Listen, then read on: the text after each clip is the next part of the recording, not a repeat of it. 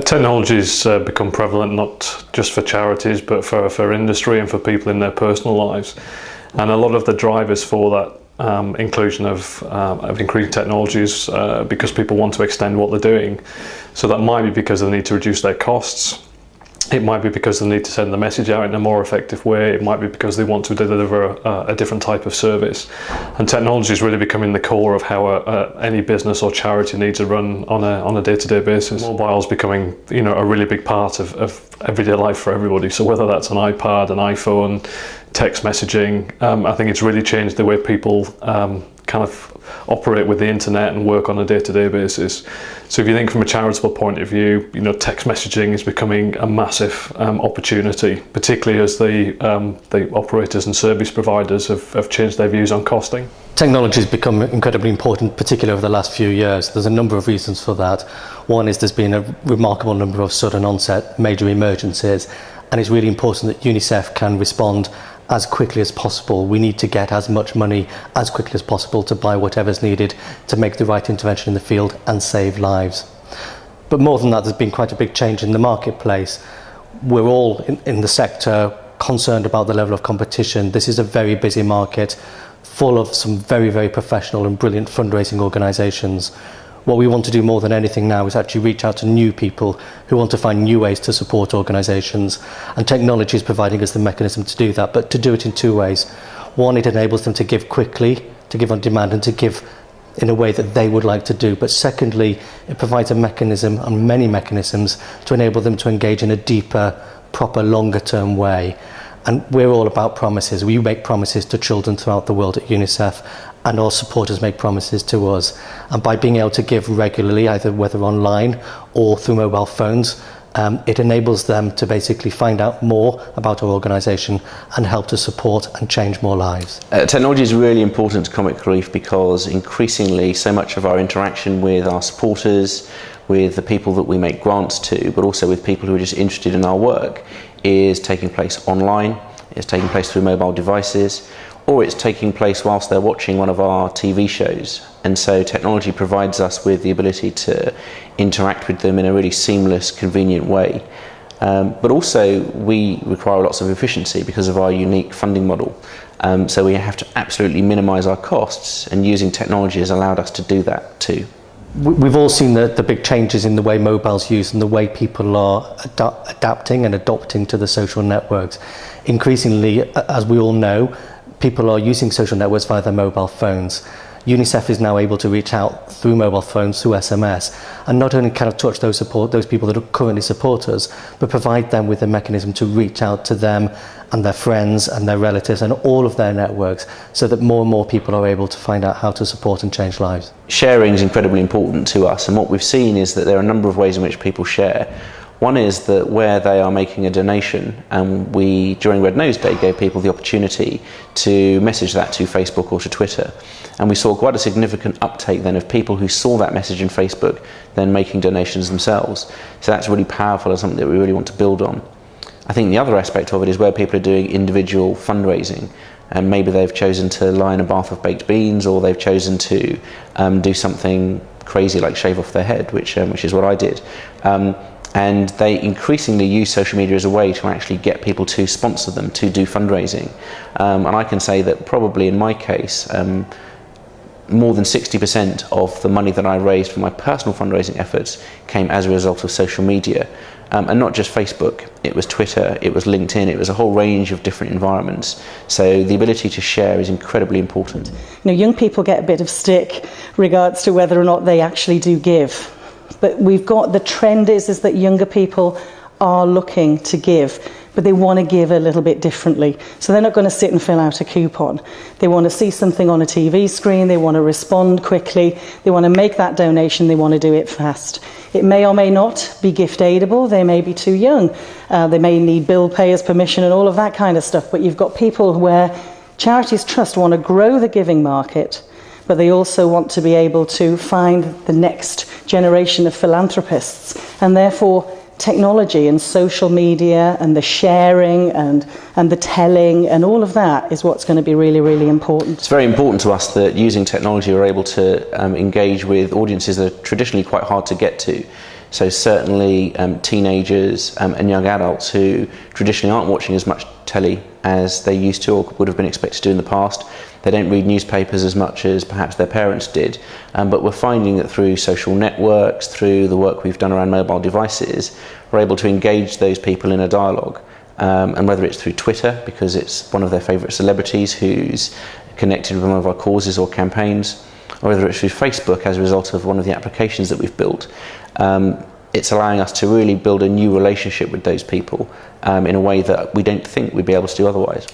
And text messaging is really just the start of the journey in terms of engaging with a donor.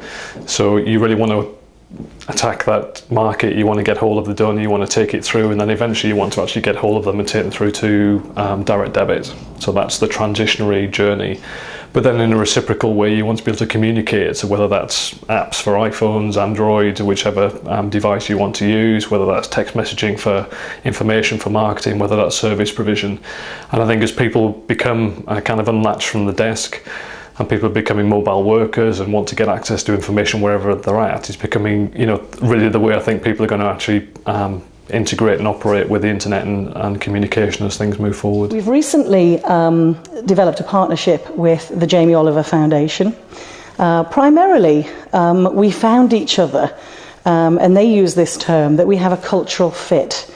So our name, Charities Trust, and the fact that we are a not-for-profit ourselves, provides them with a nice warm feeling that they've outsourced to somebody who they can trust, and we provide that audit trail for all the things that they're doing. Now they're going to be doing a myriad of things, ranging from payroll giving to rounding up their bill in some of their Jamie's Italian restaurants, to doing some lotteries and competitions. And we can do all of that and provide the management information and provide that audit trail to make sure that it's going to the destination of choice, which may in this case be the Jamie Oliver Foundation, but them and other organisations might also choose to match or support the donations from employees' choices. So what we can do is we can provide choice generally, whether it's how you give or where you give. The biggest barrier for charities in terms of using technology really is about understanding. So the platform changes so quickly and is so broad now. It's how do you really understand what type of decisions you need to make which are appropriate for you as an organisation. I think probably the next one on my list really is charities using technology strategically. So charities really understanding what their mission and vision is. And then understanding how technology helps them to deliver that, and not thinking of technology in isolation from that real goal. And probably the next one is cost. So in the current climate where charities are really struggling in terms of reducing donations, reducing grants, is how do you justify the expenditure, even though the outcomes from that expenditure can really change the efficiency and outputs that the charities can deliver. The fact that you can text a very short kind of keyword to a short code, such as 70,000 set up by OpenMarket for DEC, really means that you can donate £5 to a charity, you can be invited to opt in for gift aid and get a confirmation message that kind of brings you on to a whole further engagement piece in less than a minute. Is absolutely incredible, and that's the kind of interactivity and the instant response that donors really expect these days, particularly the younger donors who are very tech savvy. Now, OpenMarket have a kind of suite of tools. We're kind of a large aggregator of mobile services in terms of mobile payments, mobile messaging, and also value-added services. And our CMX2 platform really underpins charitable drives from the likes of DEC and helps take consumers through that whole kind of step from donating, sending a keyword to a short code, and then being invited to maybe add gift aid or invited to subscribe. We can send people a one-click link to their mobile phone that if they choose to click it, they can then opt in to make a £3 donation every month. There are quite a few different donation mechanics that people are using, supported by technology. I think premium rate SMS is well established. Comic Relief pioneered that many years ago, and we continue to use premium rate SMS as a really important mechanic. We're also finding though that people are quite happy to use things like PayPal, particularly on their mobile device. So I talked earlier in my presentation about some of the huge numbers that we drove during Red Nose Day, and a lot of that was driven through PayPal. And that was really quite exciting for us because it was the first time we gave people that opportunity to make those donations on a mobile device using something other than premium rate text. For Sport Relief 2012, which is coming up, we're quite excited about things like Facebook credits. And that's, if you like, almost like a virtual currency where people in these social network environments can use payments that maybe they'd use typically to buy something in a game or to do something such as buy some content. We think that they will use those in order to actually make donations. And I don't think there's any real evidence yet to suggest that that will work. But we like to pioneer and innovate, so we're going to be trying that out as well. As a commercial organisation, people do ask us, what's in it for us? Why is OpenMarket supporting the DEC in this way? Why do we spend a lot of work renegotiating the kind of whole VAT settlement side of things? Making sure the operators were prepared to pass over 100% of the payments. And the answer is, while we offer the whole kind of end-to-end donation, the initial donation for free, and there's no cost for making the donation, 100% goes to the charity. Likewise for the gift aid, there is a further kind of engagement and mobile CRM piece, which is a bit like, putting a stamp on a piece of direct mail. So there is a charge for that for the charities. So this is where, we do make some revenue from that, but it's at massively discounted rates, and we do put together bespoke commercials for charities like the DEC. Also, another reason we're involved is, from the kind of whole corporate responsibility point of view, and also in terms of being at the forefront of mobile innovation. It's very important for companies like OpenMarket to really champion new technology and to really drive new technology through the networks. And this was a specific instance where we knew we could make a big difference because of our unique, if you like, market placement in the UK, and we could make something happen that would save lives and also would introduce very innovative new mobile technology to the marketplace. What we've seen from even over the last 12 months is the massive scale that some charities have adopted some technologies, and I'm talking specifically about mobile here. And the additional revenue lift it's providing for the donation appeals is really quite significant, to the point where no charity can afford not to look at this anymore. Now, as an industry, we can't do this alone. There's many questions and many lessons to learn. What we can provide is how to use this technology and how to use it in the most efficient and most effective way. What we need to understand from the charities is what their needs are. So AIME is always spearheading initiatives to try and understand what the technology needs of charities are, putting out surveys, carrying out questionnaires, the working group, carrying out events like this. So last year was the inaugural event. This year has been so much more bigger and much more interesting conversations going on by a wide array of really senior specialist people in both sectors, the non-profits and the technology companies. So we really hope and really want to push this forward and continue the work we're doing.